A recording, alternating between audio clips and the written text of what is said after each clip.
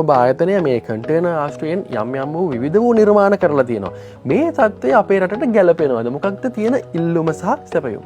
Container box එකකින් යම්කිසි නිර්මාණයක් කොටේජ් එකක් හෝ මොකක් හරි දෙයක් නිර්මාණය කිරීමේදී විශේෂයෙන්ම අපි සැලකිලිමත් වෙන්න ඕනේ ඒක ඇතුලේ තියෙන ඉඩ ප්‍රමාණය සම්බන්ධව.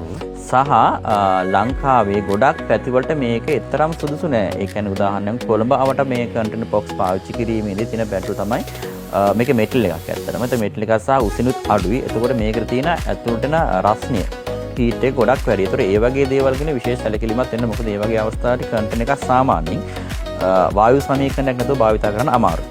ඒතකොට අපි සාමාන්‍යයෙන් ගෙයක් වගේ දෙයක් හදනවා නම් කන්ටේනර් බොක්ස් එකකින් එතකොට අර වායු සමීකරණ නිතරම රන් වෙනවා. ආයෙත් නිතරම භාවිත කරනවා. ඒතකොට අපිට අර ලිවින් කොස්ට් එක කියන එක ඉනිෂියල් කොස්ට් එක වැඩි වෙනවා. ගොඩක් සැලකිලිමත් වෙන්න මේක අපිට අර මුලින් කිව්වා වගේ අපිට සුදුසුද කියන අපි ලංකාවේ බහුලව භාවිත කරන ක්‍රමවේදයක් තමයි මේ කන්ටේනර් භාවිතයෙන් කරන එක.